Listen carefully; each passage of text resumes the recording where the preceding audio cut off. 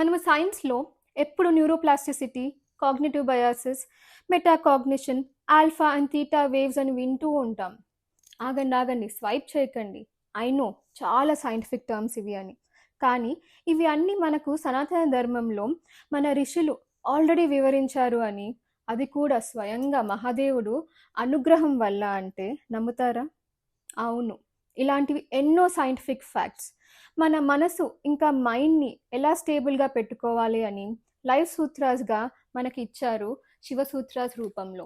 ఒక 77 సూత్రాస్‌ని కలిపి శివ సూత్రాస్ రూపంలో మన జీవితాన్ని తేలికగా జీవించగలిగేలా స్వయంగా మహాదేవుడు ఋషి వసుగుప్తకు నిద్రా అవస్థలో చెప్పాడు అని కొందరు నమ్ముతారు.